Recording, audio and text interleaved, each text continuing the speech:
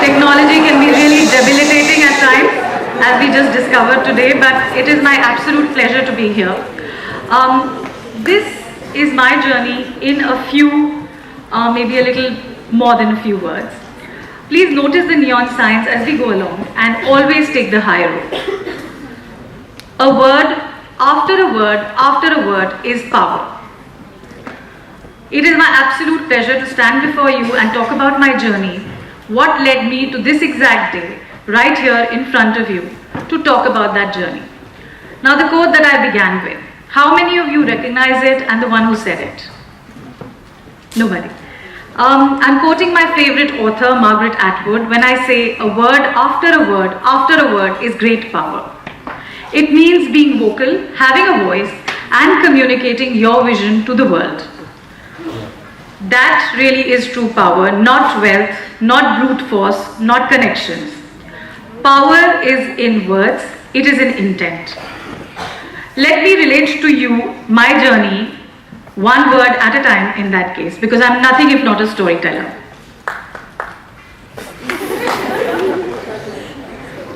Neon sign 1, equality. Born to a journalist father and an academician mother in North India, I am their only child. The day I was born, my father celebrated by feeding the entire neighborhood, and he went on to feed animals in a rescue shelter as well. His close friend reacted, saying what would he have done if he had a son, feed the whole country? बेटी हुई है तो इतना खुश है, बेटा हुआ होता तो क्या करता? My father almost clobbered that friend, and let's just say that was the end of a really toxic friendship. I was raised with values that gave me equal rights, opportunities, and at the same time, I saw that the same was not happening around me. Somebody told me that my parents could not have had another child, which is why they had me, a girl, as their only child, with great disdain. In tears, I went to my mother, and she said it was their choice to raise a girl child as their only one. Choice, a word so powerful it stayed with me. Neon sign 2, language. Speaking of language, I was reading at the age of 3. A neon sign I completely missed. In our time, there used to be a magazine called Sunday. I would put letters together and try to read those out from the masthead, S-U-N-D-A-Y, and to a 3-year-old, it read like Sundai. So when I read out a whole story from Sundai magazine to my mother, she almost had a nervous breakdown, because how would a 3-year-old be reading? Surrounded by books and journals with a newspaper man as my father, we had newspaper stacks at home which served as furniture, sometimes as chairs. My father would take me to his office when I was a toddler, and I saw the world of teleprinters, breaking news in real time, something that this generation would never know. He would file stories sitting in his chair, and I would go tapping on the Remington typewriter that he had. Word after word after word. Just another regular day in a toddler's life.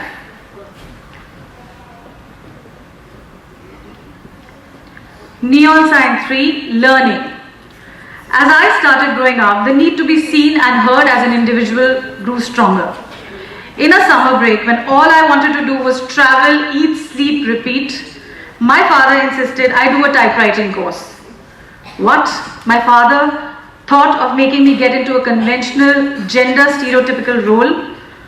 The scales fell from my eyes. Don't get me wrong, I'm all for the incredible work stenographers, secretaries do.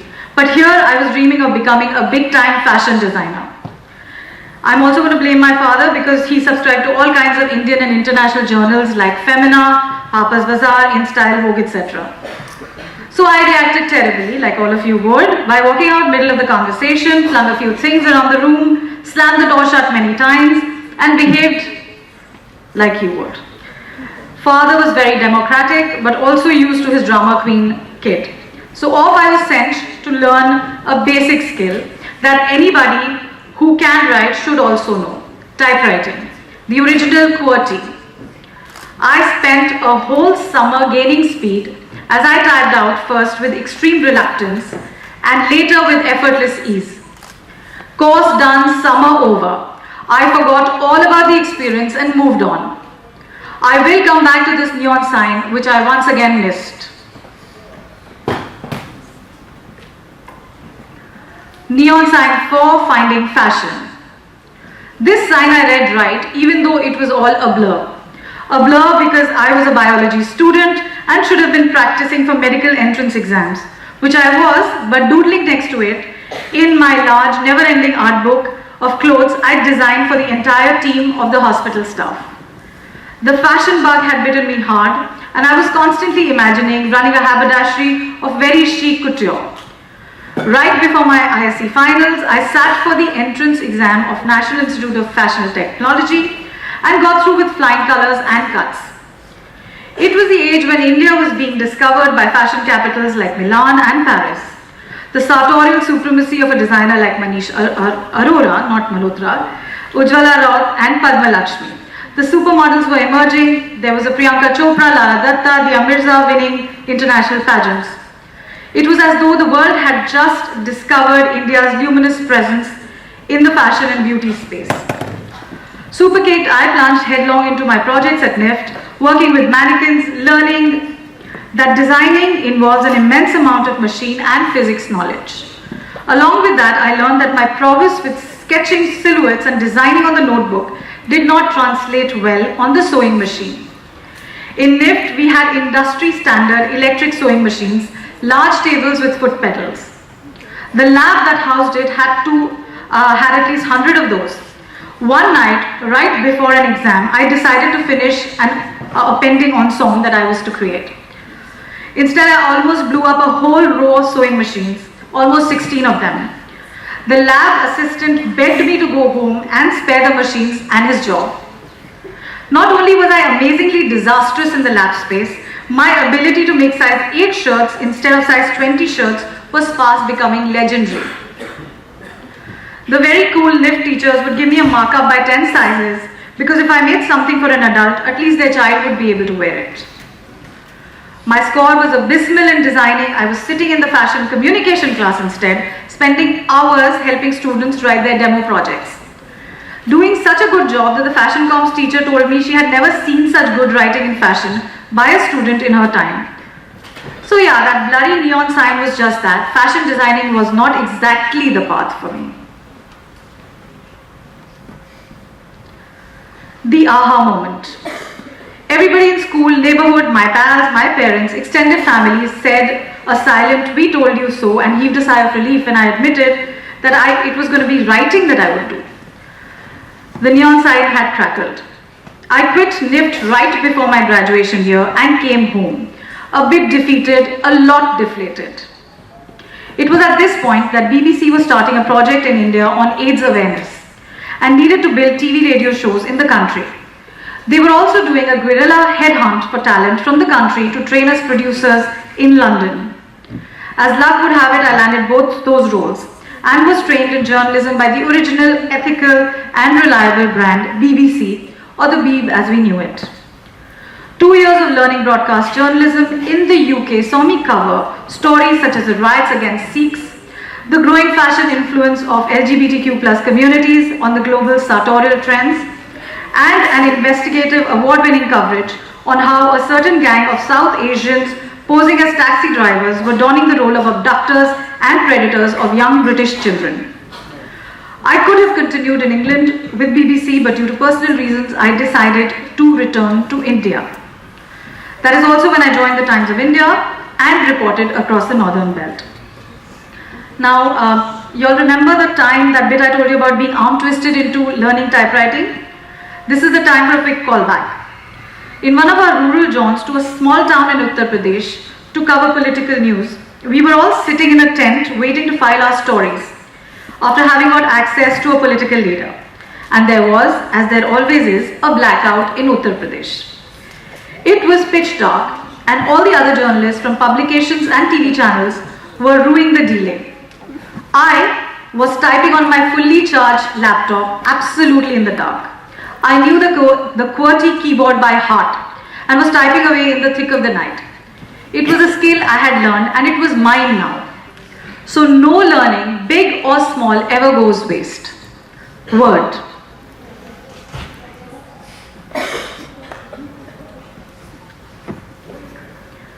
News, but make it fashion. That blurry fashion neon sign was now slightly clear. It said, come back to fashion as a fashion journalist. So I moved to Cosmopolitan Magazine India to write on all things glamorous. It was fun, it was bold, and it was everything a young person in me wanted to speak of. But somewhere deep down, I knew it was not substantial enough to hold me back. I was craving impact, fashion news, but not in vain. Bold topics, but those that would reach a larger audience. Femina's editor-in-chief role came to me when I was in my late 20s. It was not by luck, not by chance. I pitched for the role, made a full deck on what I would do for the legacy brand that Femina was. And it helped that back then both my previous employers, BBC and Times of India, were the joint venture that published the magazine. I was now in a place where I had writing, editing, fashion, a larger audience. A team that was way older than me too. But that was the fun of it all, or so I thought. A few weeks into the job, and I was in an edit meeting, very sacrosanct, very important edit meeting with the entire team, and my EA rushed in saying we had to cut short the meeting. I asked why, because these were meetings that were never disturbed by anybody. She almost dragged me out of the conference zone to the landline phone, which was my direct line. It was a woman calling from Assam, saying that she was standing on the ledge of a place and was about to take the leap. She was committing suicide, only wanted to speak to the editor of Femina, a magazine that she used to read from childhood. It was her only friend, and I as the editor was the only one she could tell what was happening to her. She was severely diabetic, her husband was abusive, she had a teenager son who was in the other room as she stood on the roof of a building telling me these details. It was for the first time in my life that I was at a loss for words. I was not a trained psychologist. How was I to handle a suicidal person? That day I learned that the great power, great responsibility quote that Spider-Man made so successful is absolutely, completely and frighteningly true. I put all my best pro-life arguments on, got my team to locate NGOs that could help and alert authorities around. Even while speaking to her for 2 hours, eventually convincing her to go down and give the phone to her son and put me on speaker. Both her son and I teamed up to tell her how she had everything going for her if she chose life. Fact is far stranger than fiction. Because this lady is still in touch with me today. She walked out of that troubled marriage, set up her own startup, educated her son, her health is back on track, and I can with great pride say, she is as much a friend to me as I was her friend at that point in time.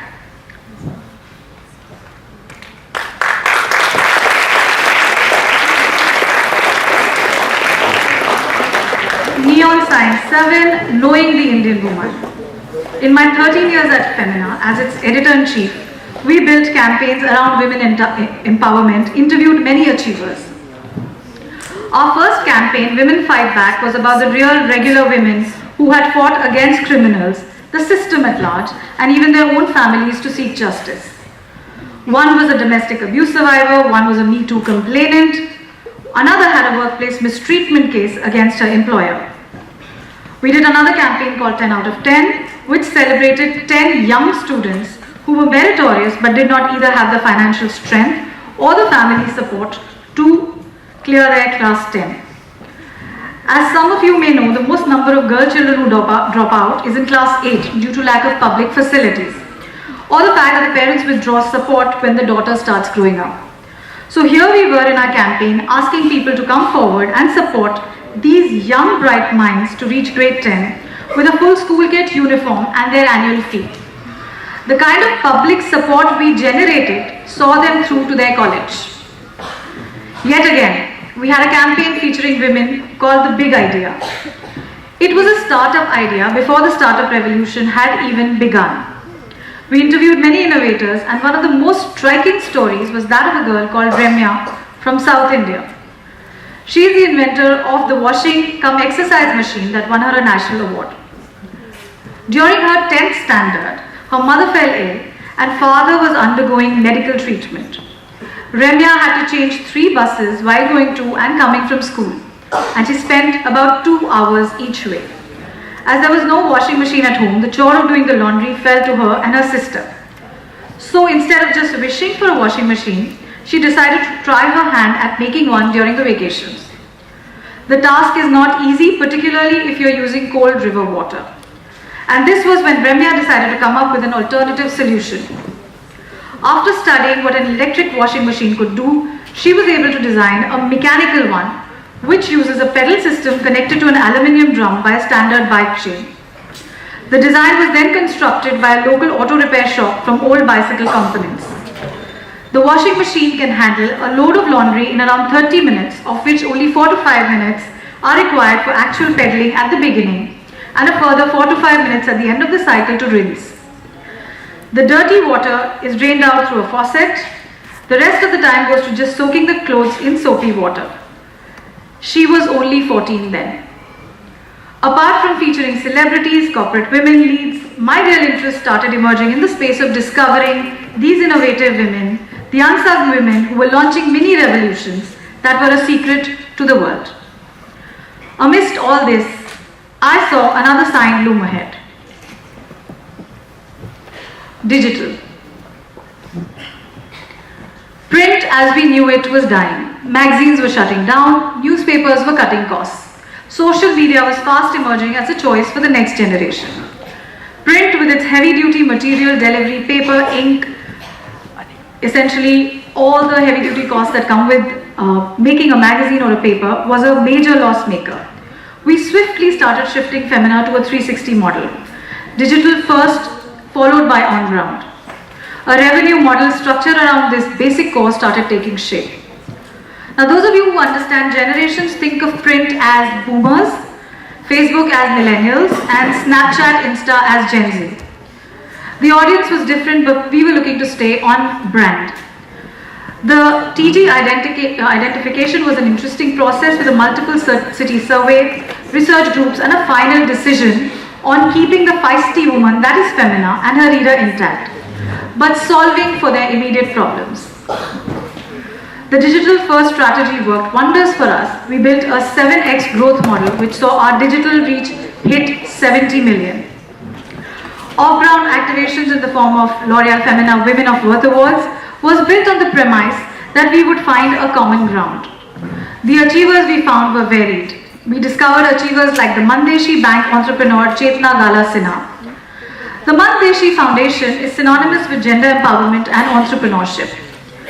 It all began in the 90s when some rural women approached Chaitanya, a social change maker, for help.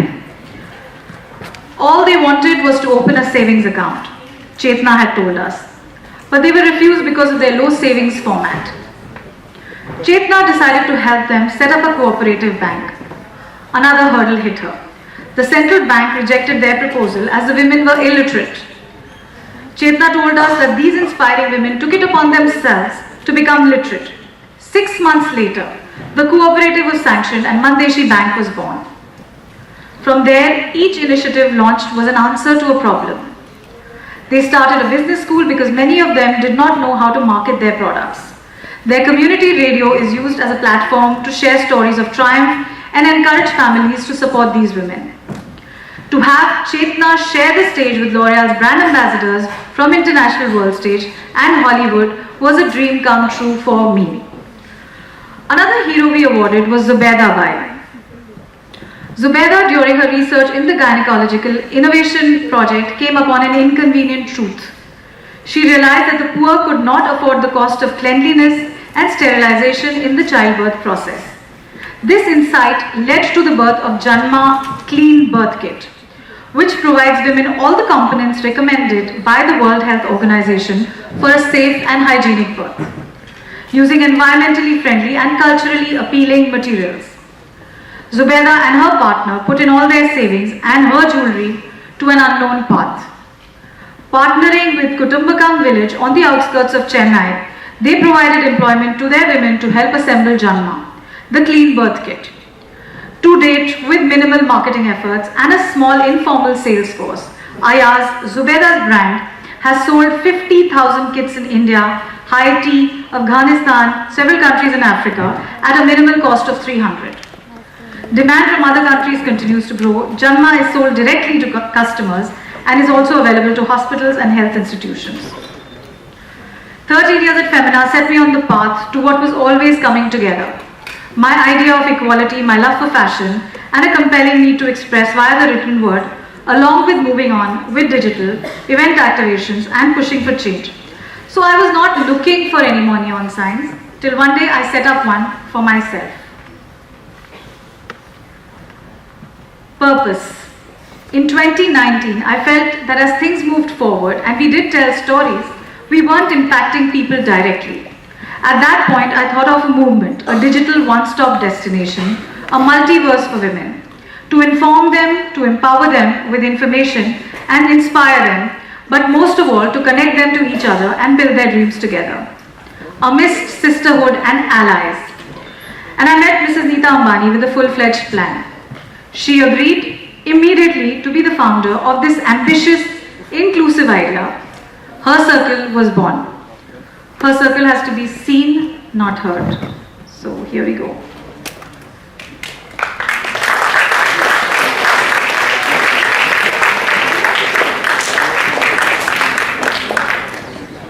It is a collective of women. It's a blueprint for an inclusive, collaborative, diverse, interactive, socially conscious movement for women of India and women worldwide.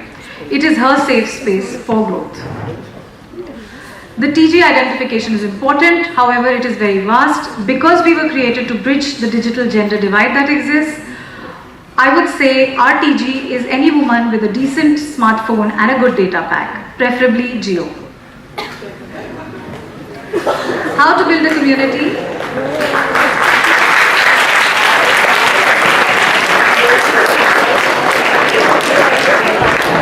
We engage, involve and entertain through content to help her unwind, find balance and purpose. We provide an interactive platform. We also have social networking on the platform. We empower through activation, skill buildings and job listings. There are masterclasses and we have experts coming on board to answer queries. The first step is to build a village, a global digital village. Content is solution oriented with live strategies, crowdsourced content, as we are also a social networking platform. Content is available to everyone across genders. We are on social media as well, across all the platforms, Facebook, Instagram, Twitter, LinkedIn, etc. The focus of our content is to keep her circle's core at the center of it. So her life is at the center of all of it, with work, home, mental health and social balance as the pillars. We put her first because she always puts everyone else first. Her interests, work-life balance strategies, relationship advice, investment, career strategies, all of that would help her grow and become her best version. Health and fitness, we make her self-aware, have her back. We ensure that user-generated content also comes in to keep her on the right fitness track. Her interests, fashion and beauty, are an essential aspect of a woman's life. Fashion is sustainable for us and beauty is all about clean beauty. How to keep diversity and inclusivity intact. We use and we have models who are a part of the platform and they represent diversity in its best form. In our mind, we have mental health concerns and queries being addressed by experts. We kill taboos and we give her a space that is unquestioning. She can ask things without hesitation. The second step was to empower a community that works together, stays together. Our network continuously builds a pipeline of women achievers. She could showcase her skills, anything that she's proud of, anything that she brings to the table. She can come to the platform, find fulfillment and takers. Marketplace, that batch of cookies she may have made or the skill that she may want to tutor for, she can put that up on our social networking and she finds takers. If she has had an entrepreneurial dream, we get her expert advice through angel investors, experts who help set up the business, banks who are looking to fund women and their big ideas. A lot of women post their maternity break do not feel invited enough to join back the workforce, We reach out to organizations that welcome women wanting to get back to the workplace. So job listings from companies that believe in diversity and inclusivity. If you are a designer looking to start a website, we connect professionals to you. Likewise, there is a huge collaborative space across all genres. We all need heroes, the ones who show the path. Her Circle has been launched and created under the leadership of Mrs. Neeta Ambani. She's a force to reckon with, a woman of impact. She's your founder.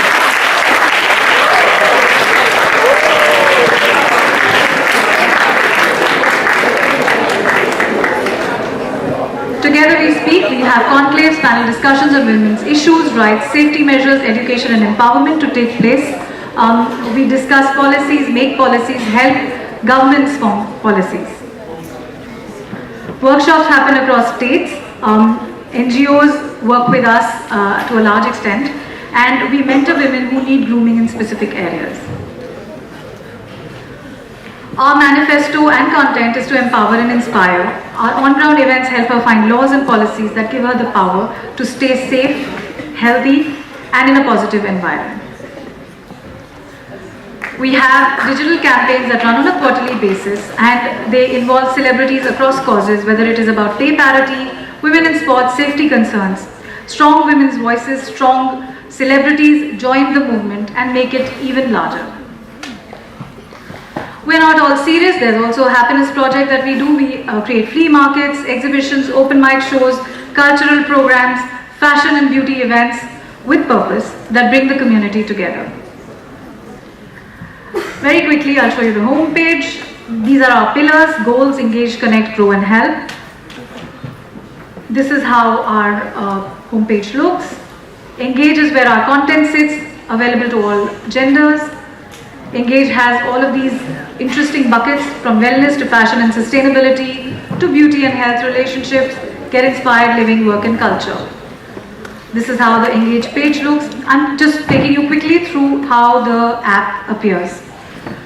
Goals is a sticky app-only element in a very personalized tracker system.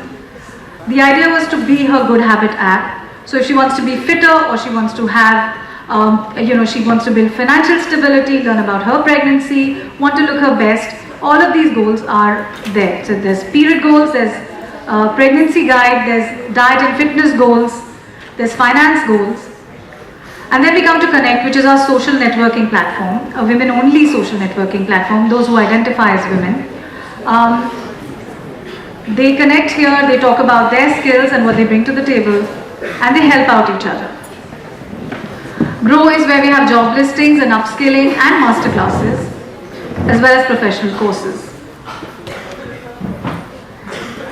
Help is a part of the platform where we have mental well-being at the core of it.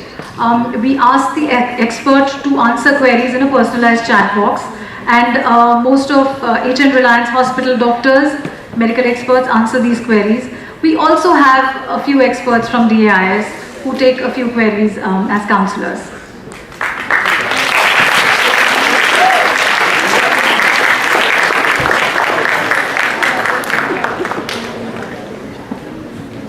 So this is what help looks like. We were launched in 2021, March 8. Her Circle is today India's largest content and social networking space for women, with 2.15 lakh subscribers and 273 million overall reach.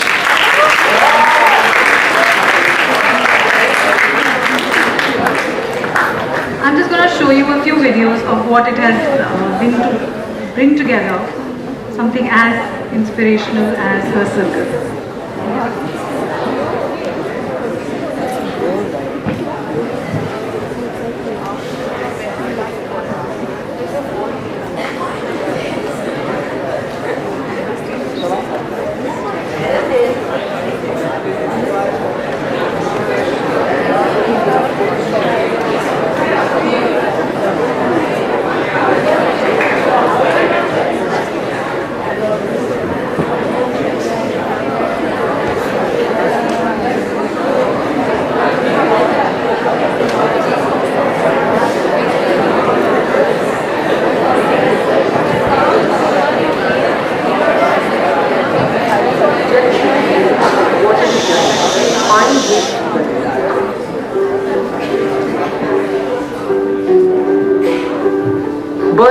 finding, fetching this life is a woman's job. नमस्कार, मैं सोनाली कुलकर्णी आज आपको महाराष्ट्र के एक जिले से परिचित कराती हूँ।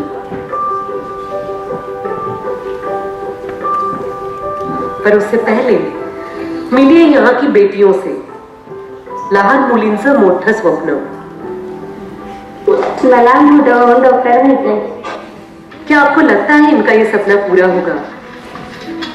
Situated on the rocky terrains of western Maharashtra lies this village called Denganmal. Facing a severe water crisis for decades, the village does not have a single water pipeline connection. The closest water source does not have enough water for drinking, cleaning, washing, and even other basic needs. As is the norm, the burden of fetching water lies solely on women, who walk more than 3 miles every day to get access to bare minimum water. And young girls in this village like Ashwini, Pinky, Jagruti are forced to fetch water at the cost of missing school.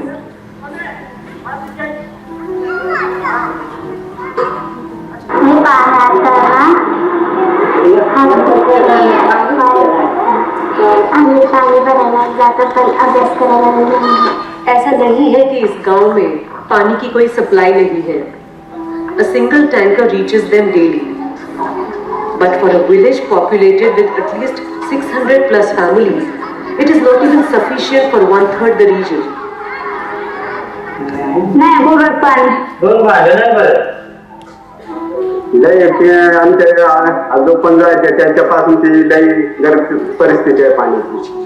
When a country progresses, so do its women. Here in Denganmal, their basic routine is to travel back and forth multiple times in a day, carrying heavy vessels.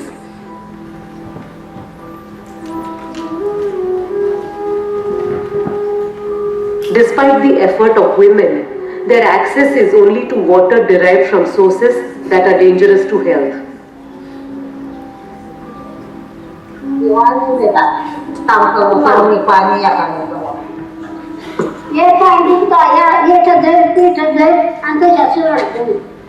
पाणी भरायला नाही, शेतीचं काम करायला कोणी काही नवरा करून पस्तावलाय बाया. डोक्याने केस नाही राहिला बायांचे. पाणी काम करा, दुसरं काय काम करायला. पाण्याचं नुसता पाणी नाही काही काम करायला. This region has a unique practice.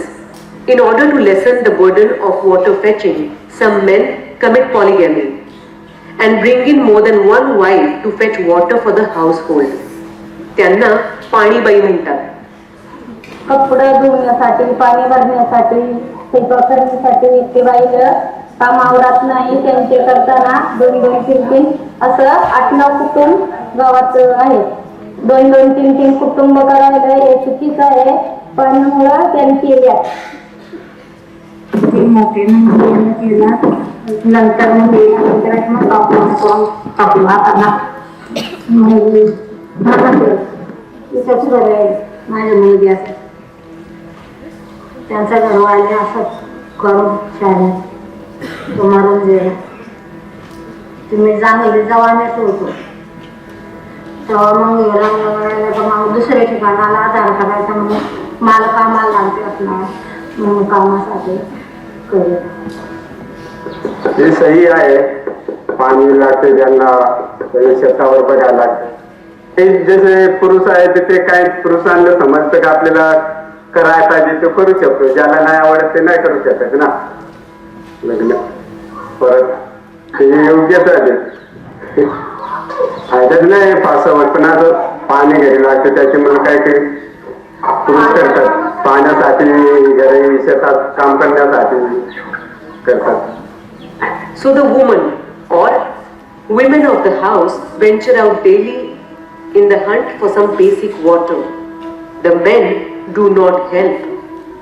पाणी पाहिजे म्हणजे असं म्हणजे 100 पाणी पाहिजे. पाण्यातच जास्त महत्व आहे.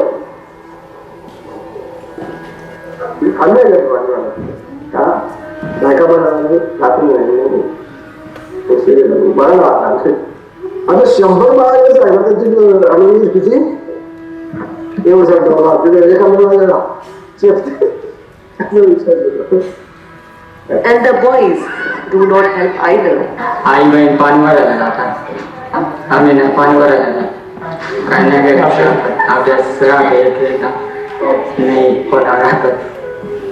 Is there any doubt that India's water crisis is her burden?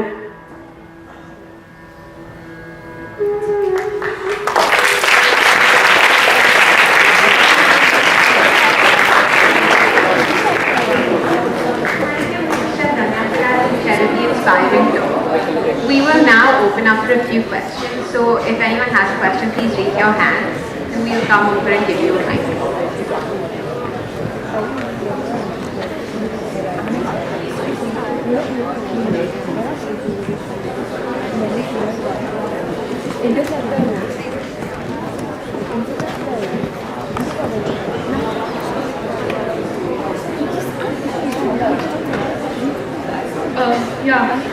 My question is, why did you pick neon signs? Like, why neon exactly?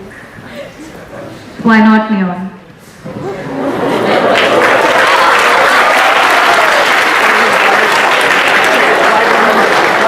Do they not shine? Does neon not shine? Do you not, to have missed those very clear neon signs was my mistake, and I wanted to talk to you all about the fact that we do miss these signs even when they are glaring at us in the face. So very important to see what your strengths are. Really important to know where your skills lie when you're making serious decisions like picking a career. So that's the reason.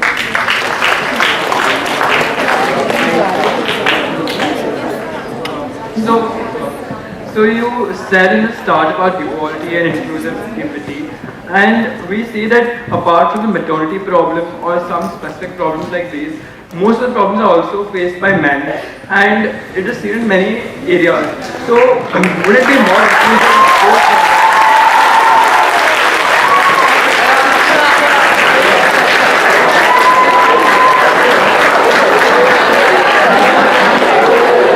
Ask your question. That was my question. Would it be more inclusive if both genders were a part of this?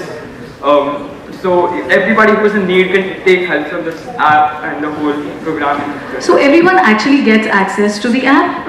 Firstly, that is a clarity that I'd like to give. Content is fully available. It's only the social networking that is available to women, because then they can ask personal, intimate questions without hesitation.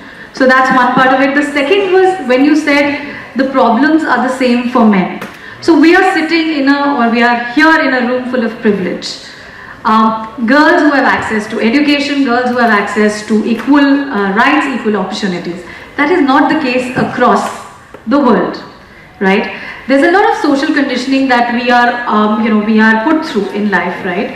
There will be things that girls will back out of. There are lots of young girls, maybe they are 10, 12, they stop playing sports as extensively as boys do. That's a lot of social conditioning right there. You will see that your mother will, or we've seen around us, that the mother is, even if she's not cooking, she's somehow in a way looking at what the family is eating. So there are those little things that women get involved with. It is an unconscious bias perhaps, but it exists, and it is important for us to acknowledge it in order to be able to make the world really equal. Another important thing I'd like to say here is that we are not only for women, even in that social networking space. We are for those who identify as women. So it is real inclusivity in that sense.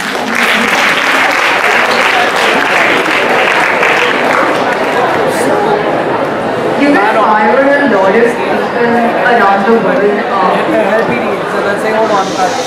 Can you please be silent?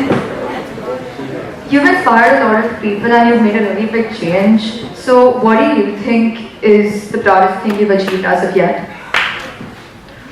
To be able to stand before you all and talk about what career to choose, because guys, I was absolutely confused. Like I told you, those neon signs were being missed by me left, right and center. So to be able to stand here and talk about a career that I finally managed to do well in, something that I figured, something that not only became a career for me, but in a larger way impact people, their lives. I told you about that lady in Assam. She's still somebody I stay in touch with. There are so many NGOs that I have worked with. So to be able to be that impactful, even while covering news, and not just, being on TV channels and speaking loudly and, just making a lot of noise. No, I'd much rather make news than noise.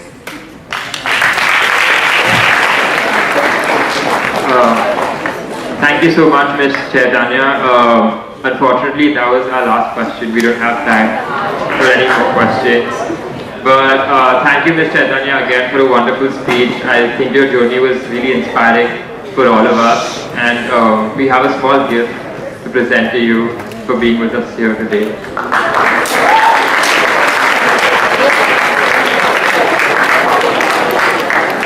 Thank you so much. And thank you for having me. The leadership team is amazing. But I also want to say that you all are at a stage where lots of decisions will not be made right. Don't give up. Don't lose heart. You will find your path. It will happen eventually. All the best to all of you here in the audience.